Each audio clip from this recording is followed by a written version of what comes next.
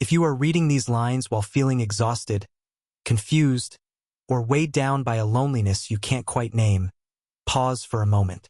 You may not be lost. You may be standing very close to a boundary you have never noticed before, the boundary between believing you are living alone and realizing you never truly have been. We grow up in a world that trains us to believe only in what can be seen, measured, and proven. Yet there come moments in life when logic alone cannot explain what is happening within you. There are times when help does not arrive in the form of a person showing up, a door suddenly opening, or a dramatic miracle, but instead comes as something quiet, subtle, almost fragile, yet strong enough to keep you from breaking. Perhaps there was a moment when you felt you could not go on, yet somehow you did. Perhaps you were on the verge of making a decision that would have led you down a painful path, but something deep within urged you to stop. Or perhaps you have felt a sense of presence, an unspoken companionship, even though the room around you was completely empty. We often dismiss these moments as coincidence, as imagination, as psychological responses to stress or fatigue. But what if they are not?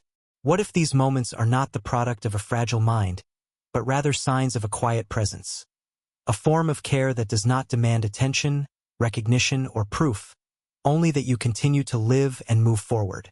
In Christian faith, angels are not portrayed as beings who arrive to impress or overwhelm. They do not come to replace human responsibility, nor do they appear to draw attention to themselves.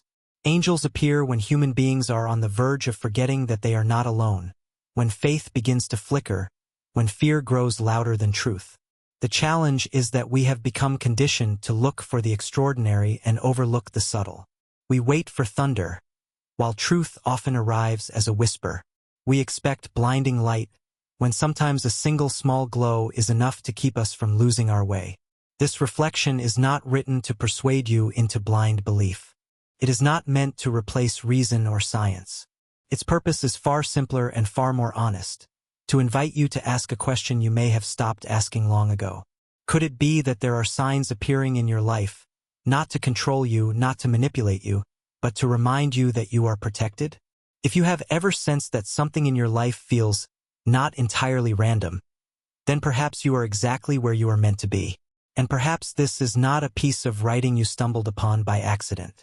There is a truth that does not shout, does not argue, and does not demand belief. Yet once it settles in the heart, it changes how everything else is understood. Angels do not come to live your life for you. They come to remind you that you were never meant to walk it alone.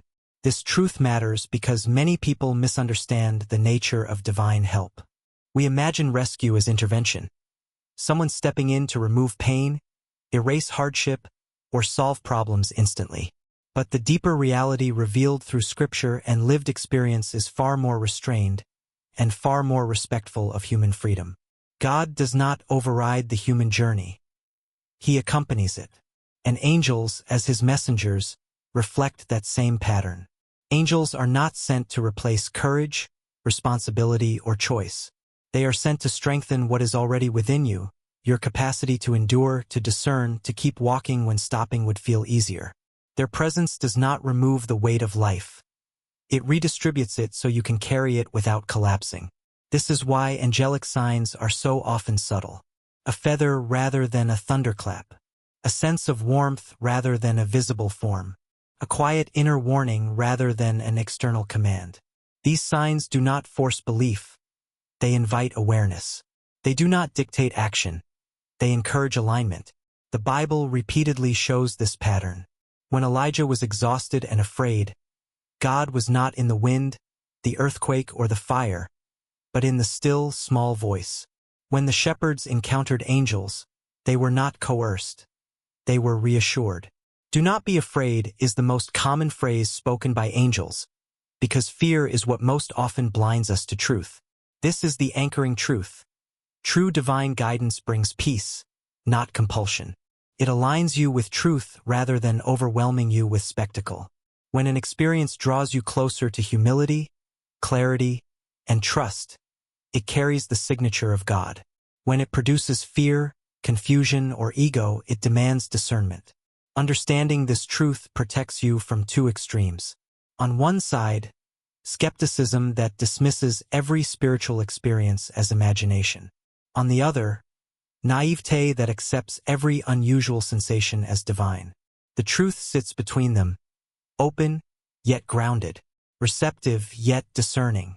Angels, according to Christian teaching, are not independent agents acting on their own authority.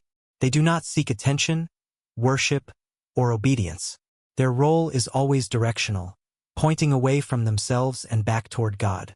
Any experience that centers on self-glorification or demands allegiance apart from truth is not consistent with their nature. When you grasp this truth, the signs begin to make sense. They are not there to impress you. They are there to steady you, to remind you, especially in moments of isolation or doubt, that your struggle is seen, your path is known, and your endurance matters. You are not being watched from a distance. You are being accompanied with restraint, wisdom, and respect. And that quiet, unseen, unwavering, is often the greatest form of love. If angels truly accompany us without overriding our freedom, then a natural question follows. How does their presence actually operate in daily life? Not in theory, not in dramatic visions, but in the ordinary rhythm of human experience where doubt, fatigue, and choice quietly shape our destiny. The mechanism is subtle, consistent, and deeply respectful of human will. It works not by controlling outcomes, but by influencing awareness, by softening the inner climate in which decisions are made. Below are 3 common ways this mechanism unfolds. First, intervention at the moment of emotional collapse. There are times when the mind is overwhelmed, when anxiety tightens the chest and the future feels unbearable. In these moments, angelic presence is often felt not as a thought, but as a sensation, a sudden calm, warmth, or stillness that interrupts panic. Nothing externally changes. The problem remains. Yet something inside settles just enough for you to breathe, to pause, to avoid acting out of despair. This is not emotional suppression. It is emotional regulation. The inner storm does not vanish, but it loses its authority. In this softened space, clarity becomes possible again. The mechanism here is not rescue, it is stabilization. Second, redirection before irreversible choices. At pivotal moments, when a decision could set a long chain of consequences into motion, guidance often arrives as intuition rather than instruction. A ringing in the ears, a strong inner hesitation, a persistent sense that something is off. These signals do not explain themselves, nor do they command obedience. They function as internal alarms, inviting you to stop long enough to reconsider. This mechanism honors free will. You can ignore it. Many do. But when heeded, it often prevents paths that would later bring regret. Angels do not block doors. They illuminate thresholds. Third, reassurance during seasons of invisibility. Perhaps the most misunderstood operation occurs when there is no crisis at all, only a quiet sense of being unseen or insignificant. In such seasons, signs often appear that carry no practical value. A feather, a coin, a symbolic dream. Their power is not in what they do, but in what they communicate. You are noticed. These moments restore dignity to the soul. They counter the lie that your life is random or overlooked. The mechanism here is affirmation, not action. Across all 3 examples, the pattern remains the same. Angels do not interfere with reality. They influence perception. They adjust the internal environment so that truth can be recognized, fear can be moderated, and choices can be made from alignment rather than impulse. This is why angelic guidance is often missed by those who expect force. It does not shout. It does not push. It waits for attentiveness. And when recognized, it does not remove hardship. It gives you the strength to move through it with integrity. Understanding this mechanism transforms how you interpret your experiences. What once felt like coincidence begins to reveal coherence. What once felt like weakness begins to look like support. And slowly, you realize that guidance has been present all along. Not directing your steps, but walking beside you as you learned how to walk for yourself. Every meaningful transformation in the spiritual life begins with recognition. Before change comes understanding. Before growth comes naming. What you are experiencing, this heightened sensitivity, This awareness of subtle guidance, this tension between trust and doubt, is not random. It belongs to a specific season, one that has been recognized across centuries of spiritual tradition. This season can be named the stage of discernment. Discernment is not awakening in the sensational sense. It is not about visions, voices, or constant signs. Discernment is the moment when a person becomes conscious of the invisible forces that influence their inner life and learns to distinguish between what leads toward truth and what leads away from it. At this stage, you are no longer asleep, but you are not yet fully confident. You notice more, feel more, question more. You sense that not every impulse comes from the same source. You begin to understand why Scripture warns that not every spirit is from God, and why wisdom must accompany openness. This stage often follows a period of exhaustion or crisis. Something in you has been stripped down, expectations, illusions, false certainties. What remains is a quieter, more attentive self. In this space, guidance becomes perceptible, but so does deception. This is why discernment is both a gift and a responsibility.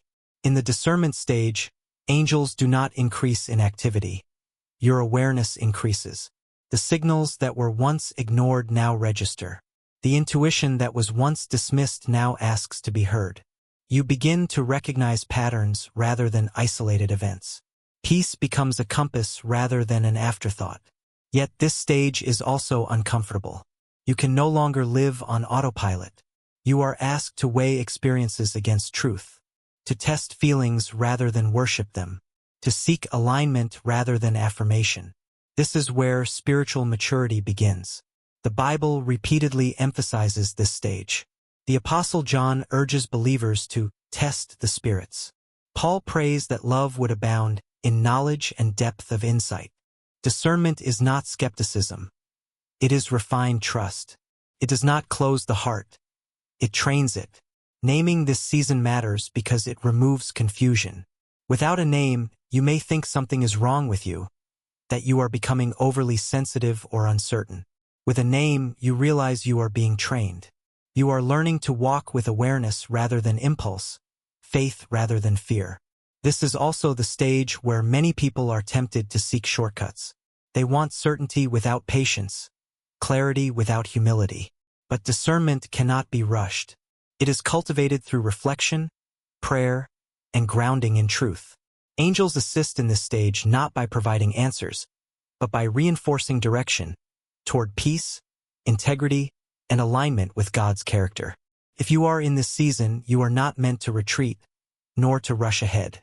You are meant to practice attentiveness, to observe how guidance feels when it is genuine, steady, gentle, non-coercive, and to notice how false impressions reveal themselves through anxiety, confusion, or urgency.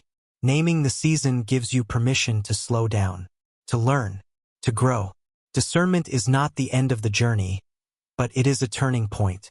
From here on, awareness becomes responsibility, and faith becomes something you live, not merely believe.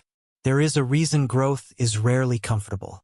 Across nature, across human experience, and across spiritual transformation, one pattern repeats itself with relentless honesty. Nothing new is born without something old breaking apart. Consider a seed buried beneath the soil. From the outside, it looks like death. Darkness surrounds it. Pressure weighs down on all sides. There is no applause, no reassurance, no visible progress. And yet, inside that confinement, the seed is doing the most important work of its existence. It is splitting, not gently but violently. Its outer shell must crack, or nothing living will ever emerge. If the seed could speak, it might interpret this process as destruction. It might believe it is being punished. It might wonder why the safety of its shell is being taken away. But the truth is simple and merciless. The shell that once protected it has now become the prison that limits it. Human transformation follows the same law. The season you are in, marked by pressure, confusion, or inner conflict, may not be a sign that something has gone wrong. It may be evidence that something within you is insisting on being born. The discomfort is not the enemy. The resistance is not failure. It is the moment when your former identity can no longer contain who you are becoming. Some people live their entire lives clinging to the shell. They mistake familiarity for safety. They stay inside roles, beliefs, relationships, and habits that once served them but now suffocate them. And they call it stability when in truth it is fear. Others misunderstand the pain and attempt to escape it prematurely. They numb it. They distract themselves. They blame others. But avoidance does not stop the breaking, it only delays the growth. In spiritual language, this is the refining fire. In psychological language, it is individuation. In everyday life, it is the moment when you realize that the old version of you can no longer carry the weight of your truth. Fire does not destroy gold. It reveals it. Pressure does not ruin the seed. It awakens it. And the breaking you fear may be the very process that frees you. What makes this stage particularly difficult is that it feels lonely. Others may not understand why you are changing. They may prefer the version of you that was easier to predict, easier to control, easier to categorize. But growth has never asked for permission from comfort. If you feel like you are losing parts of yourself, look closer. You may not be losing yourself at all. You may be shedding what was never meant to last. The seed does not mourn the shell. It grows beyond it. And neither will you. Spiritual awareness without action quickly turns into confusion. Insight without structure becomes noise. That is why every season of discernment must be paired with simple, repeatable practices that bring the unseen into daily life. This checklist is not about perfection. It is about alignment. 1. Begin the day with intentional stillness. Before checking your phone, before engaging the world, sit in silence for 5 minutes. Not to demand answers, but to notice your inner state. Ask a single question. What is my dominant feeling right now? Peace or pressure? Peace does not mean excitement. It means steadiness. Pressure often disguises itself as urgency. Learning to distinguish these two will save you from many missteps. 2. Filter decisions through peace, not fear. When faced with a choice today, no matter how small, pause and observe your body's response. Genuine guidance does not shout. It does not threaten. It does not rush. If a decision produces clarity, calm, and moral consistency, it deserves consideration. If it generates anxiety, self-betrayal, or inner conflict, step back. Discernment grows through listening, not forcing. 3. Reduce external noise deliberately. You cannot hear subtle guidance in a life filled with constant stimulation. Choose one source of noise to reduce today. Social media, background audio, unnecessary conversations, or information overload. Silence is not emptiness. It is a training ground. The quieter your environment becomes, the clearer your internal signals will be. 4. Write what you notice, not what you wish. At the end of the day, write 3 observations, not interpretations, about your experiences. For example, I felt calm after declining that invitation. I felt tense when I rushed that decision. Patterns reveal themselves through honesty. Discernment sharpens when you record reality instead of justifying behavior. 5. Practice moral consistency in small things. Guidance is rarely tested in dramatic moments first. It is tested in small acts of integrity. Keep your word. Speak truthfully. Choose what aligns with your values even when it costs convenience. The more consistent your inner life becomes, the clearer discernment grows. Confusion often stems from compromise, not mystery. 6. Ask for confirmation through alignment, not signs. Instead of asking for dramatic confirmation, ask for coherence. Does this direction align with wisdom, compassion, humility, and long-term peace? True guidance repeats itself through consistency, not spectacle. 7. End the day with gratitude, not analysis. Before sleep, name 3 moments of quiet guidance, however small. Gratitude trains the mind to recognize what is already working. Overanalysis, by contrast, feeds doubt. This checklist is not a spiritual test. It is a grounding practice. You are not trying to become someone else. You are learning to listen more clearly to what has always been present. Discernment is strengthened not by intensity, but by faithful attention. What you practice today shapes what you can perceive tomorrow.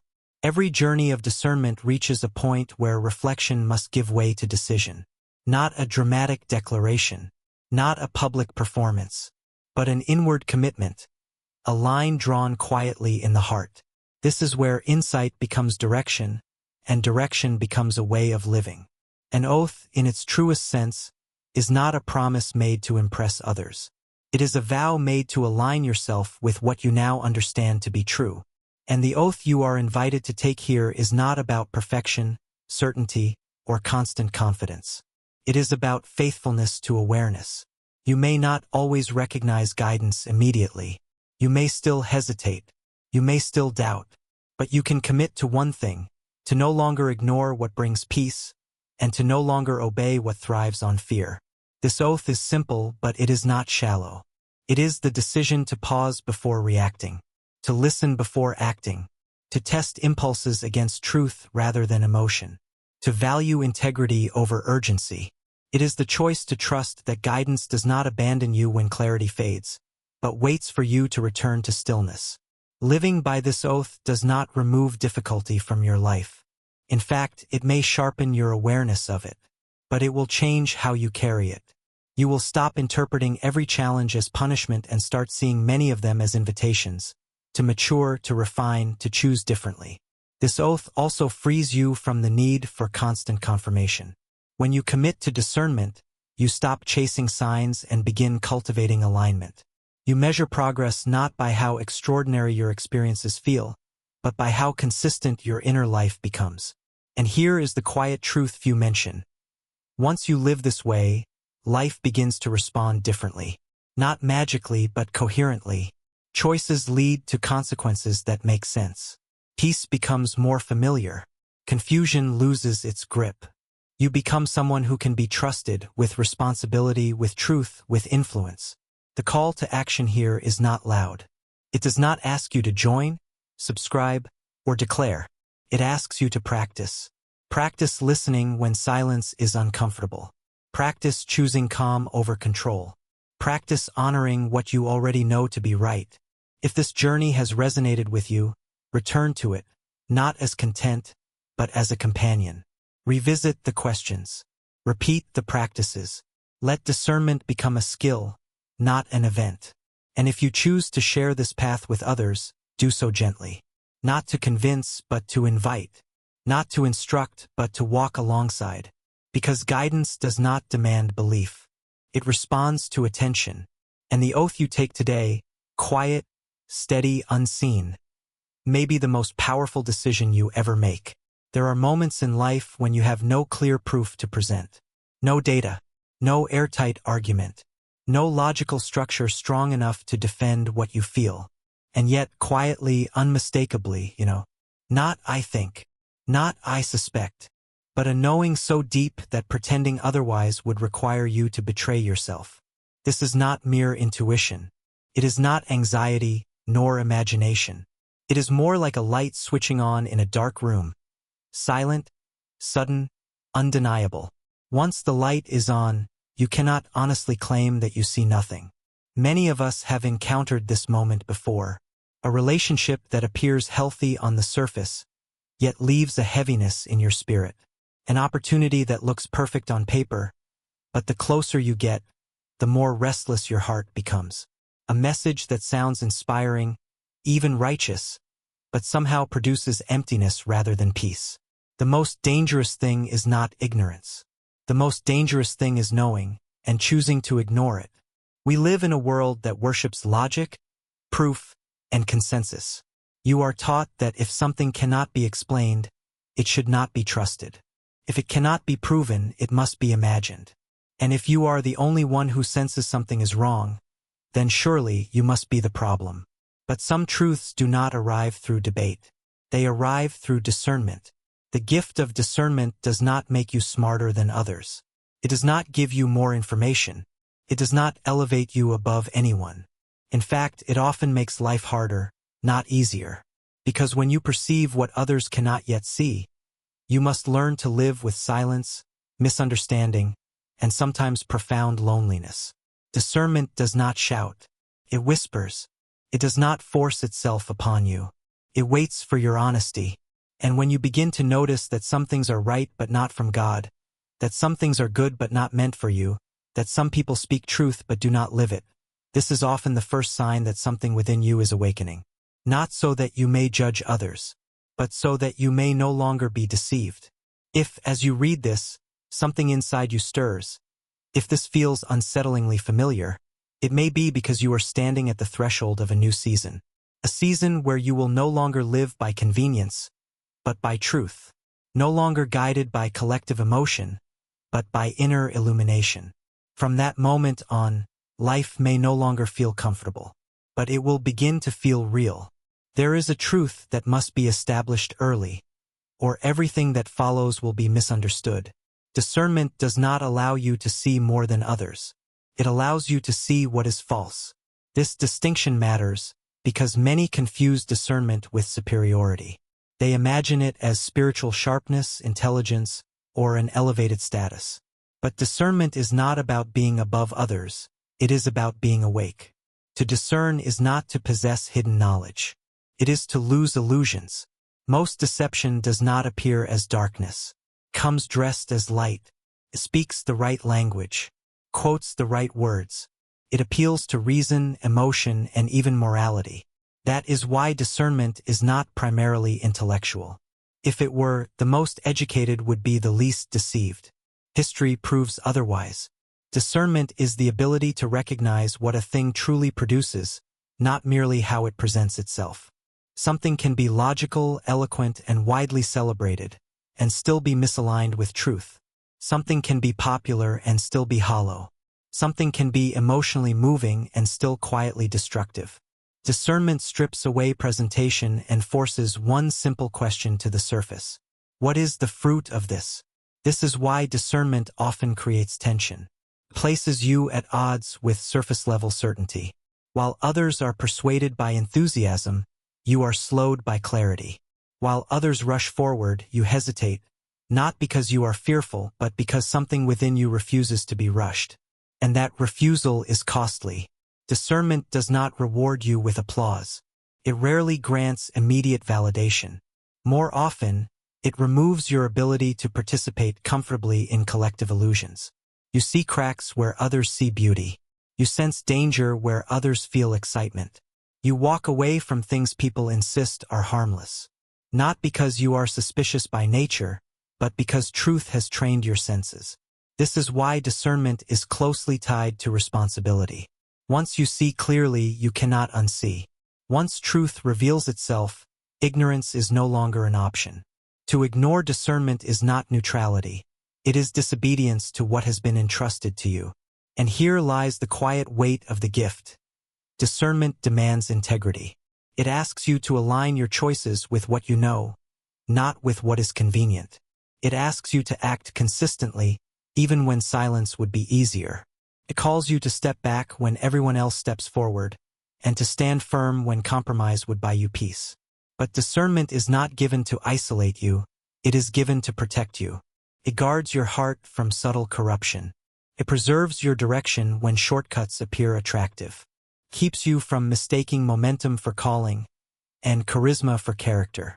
Above all, it anchors you when truth is diluted and clarity is rare. So if you feel unsettled by what others celebrate, do not rush to dismiss it. If something within you resists what looks appealing, do not silence it. Discernment is not meant to make you fearful, it is meant to make you free. Because the greatest danger is not that you will choose wrongly once. The greatest danger is that you will slowly learn to live against what you know is true. Every transformation becomes bearable the moment it is named. Until then, confusion feels personal. Discomfort feels like failure. Isolation feels like punishment. But when you understand what stage you are in, suffering begins to organize itself. Meaning emerges where chaos once ruled. The stage you are entering is not collapse. It is discipline. Not discipline as punishment, but discipline as refinement. This is the phase where discernment matures from an inner sense into a lived posture. You are no longer merely noticing misalignment. You are being trained to respond to it consistently. This is where awareness demands action. Many mistake this stage for loss. Relationships thin out. Old motivations lose power. Familiar structures no longer hold. But this is not decay, it is detachment. The unnecessary begins to fall away because it can no longer survive your clarity. In psychological language, this stage resembles individuation, the process of becoming a unified self rather than a collection of borrowed identities. In spiritual language, it is sanctification, the narrowing path where truth costs more but offers less illusion. In plain terms, this is where life stops allowing you to live divided. Before, you could sense truth and still ignore it without immediate consequence. Now, that option quietly disappears. Every misaligned choice produces internal friction. Every compromised decision drains energy. Integrity becomes non-negotiable, not because you are stricter, but because you are awake. This is why this stage feels heavy. Discipline always does. Discipline removes the luxury of unconsciousness. It trains you to act in alignment even when no one is watching, even when no reward is visible, even when obedience feels lonely. It is the season where shortcuts lose their appeal, and delay becomes preferable to error. Here, discernment evolves into restraint. You learn when not to speak, when not to engage, when not to pursue even what you desire. And this restraint is misunderstood by those who are still driven by urgency, validation, or momentum. They will call you hesitant, overcautious, withdrawn. But discipline is not fear, it is precision. This stage also introduces grief. Not dramatic grief, but quiet mourning for versions of yourself that can no longer exist. You outgrow old roles. Old rewards no longer satisfy. Old approval no longer motivates. And yet, beneath the grief, there is something steady. Peace without excitement. Confidence without noise. Direction without haste. This is the discipline of awakening, the phase where your inner world becomes coherent enough to support the next calling. Nothing here is wasted. Nothing here is accidental.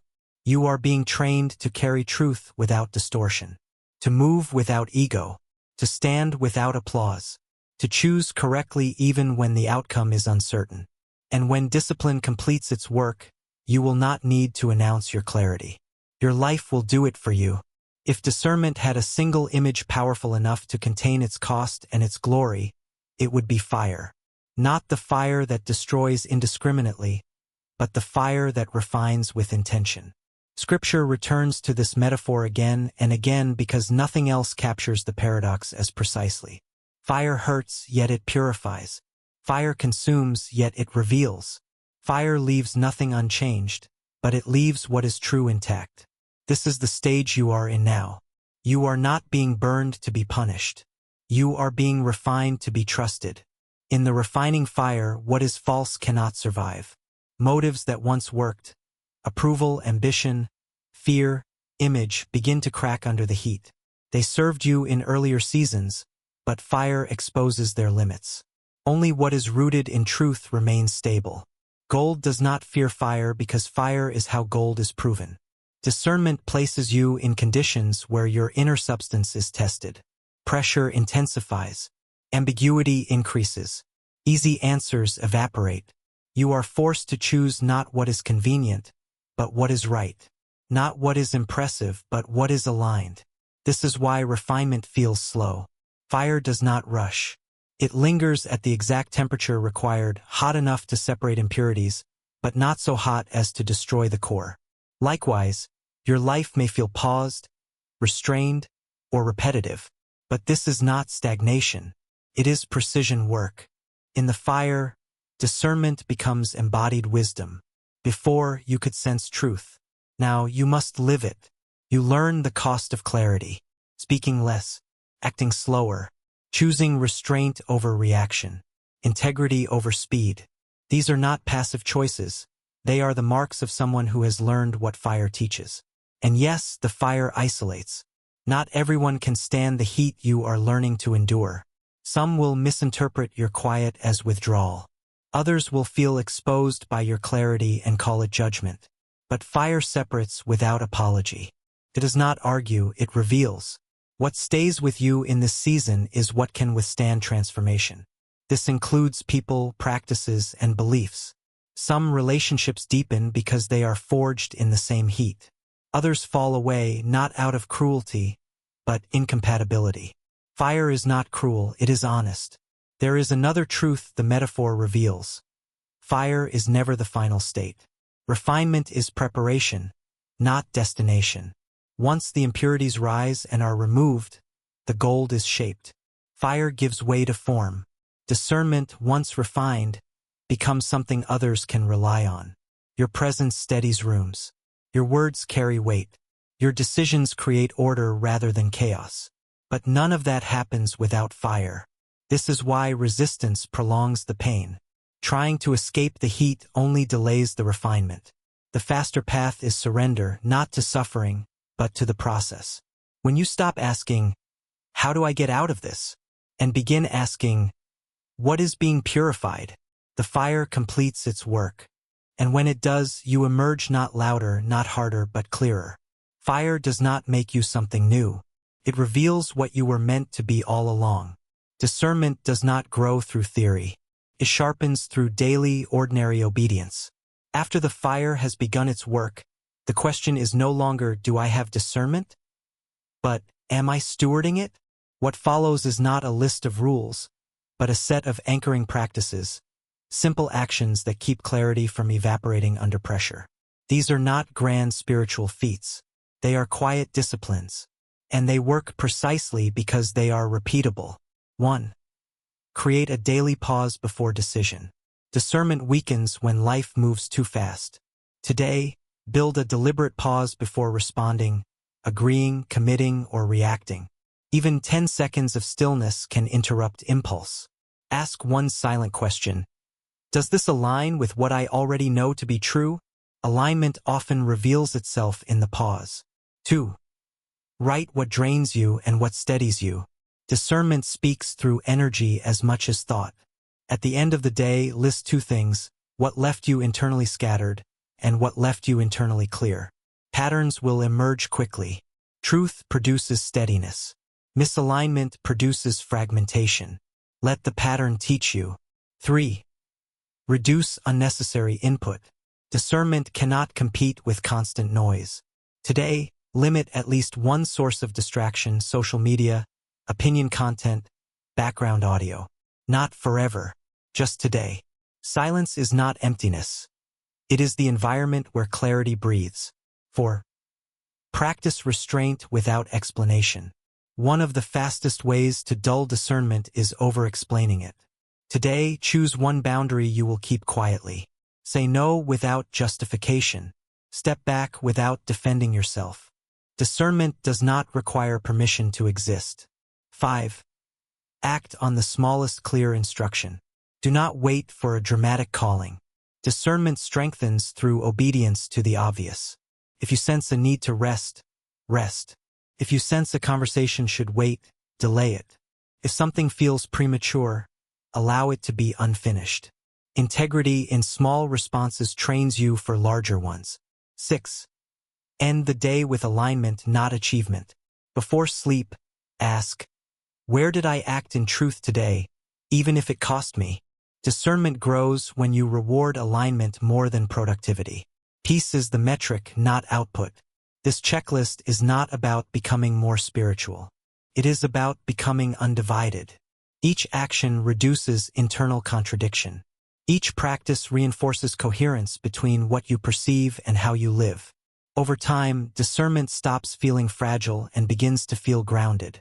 You will notice something subtle but powerful. Your decisions become fewer but stronger. Your words become rarer but truer. Your movement becomes slower but unmistakably directed. This is how discernment matures, not in dramatic revelations. And if you stay consistent, clarity will no longer feel like effort. It will feel like home.